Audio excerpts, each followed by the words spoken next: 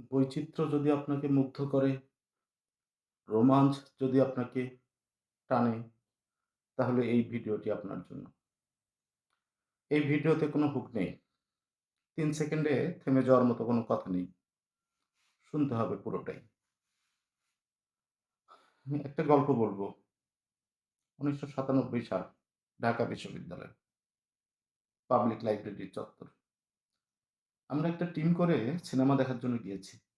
একটা Bangla short film, 'the chapter'.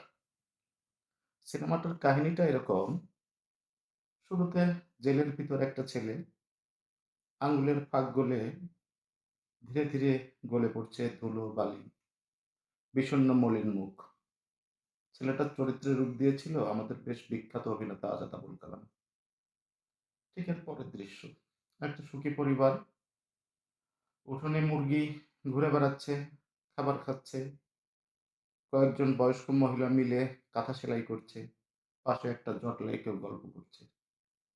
এর পরের দৃশ্য, একটা কিশোর ছুটছে একটা ছেঁড়া ঘড়ির পিছনে। ঘড়িটি জলে পড়ে গেল। জলটা হাত দিয়ে নাড়িয়ে দিয়ে কিশোরটি ফিরে এলো।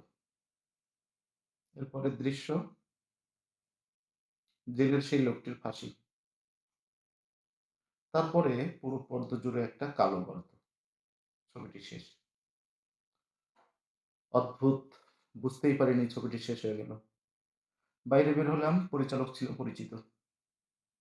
জিজ্ঞেস করলেন, "ভাই কি ছবি বানিয়েছেন?" একদম লস্ট বল। না ৪, না বাউন্ডারি, না ওভার বাউন্ডারি। তিনি বুঝিয়ে বললেন, "আমি সবার জন্য ছবি বানাই না। এই তোমার মতো যদি কেউ প্রশ্ন করে তাহলে তার প্রশ্নের জন্যই আমি ছবিটি বানাই।" আমি বললাম, "বুঝিয়ে বলেন।" তার দর্শন শুনে সত্যি অবাক হয়ে গিয়েছি। তার বক্তব্য ছিল এরকম: আমি যদি ছবিটি আরেকটু সহজ করে বানাই, তারপরেও অনেক মানুষ বুঝবে না। আরো একটু সহজ করলে তারপরেও কিছু মানুষ থাকবে যারা বুঝবে না।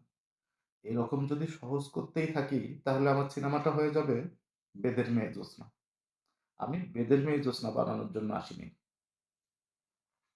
মুগ্ধ হলাম কথা শুনে। এবার বললাম, "তাহলে গল্পটা বুঝিয়ে বলুন।"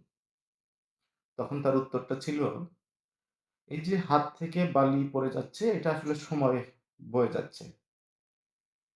এরপরের কথা, সুখী পরিবার একটা সাধারণ সময় কাটাচ্ছে এবং ছেলেটা যখন পানিতে নাড়া দিল তখন মূলত সে তার স্বচ্ছ প্রতিবিম্বটা পানির ভিতর দেখতেছিল। কিন্তু স্বপ্নের ঘুড়িটা যখন নষ্ট হয়ে গেল তখন সে তার প্রতিচ্ছবিটাকে নষ্ট করে দিল। এরপর সে বিপথে পা বাড়ায়। তার পরিণতি ছিল তার জেল, অবশেষে ফাঁসি। এবং শেষের যে কালো গর্তটা দেখানো হয়েছে এটি মূলত বাগানের একটি আগাছাকে উপড়ে ফেলার পরে যে গর্ত হয় সেটি। একটা আগাছা উপড়ে ফেললেও একটা গর্তের সৃষ্টি হয়, একটা ক্ষত তৈরি হয়। সেখানে একজন মানুষের মৃত্যু কতটা ক্ষত তৈরি করে সেটি ভাববার বিষয়। বললাম, মুক্তির পথ কি? তার উত্তর স্পষ্ট, আমি জানি না। আমি এই প্রশ্নটাই তৈরি করতে চেয়েছি সমাজে। কি অদ্ভুত চিন্তা! মুগ্ধ হয়ে একরাশ মুগ্ধতা নিয়ে হলে ফিরলাম। সে কথাটি হঠাৎ করেই মনে হলো আপনাদের সাথে শেয়ার করি। তাই এই শেয়ার করা। ভালো থাকবেন।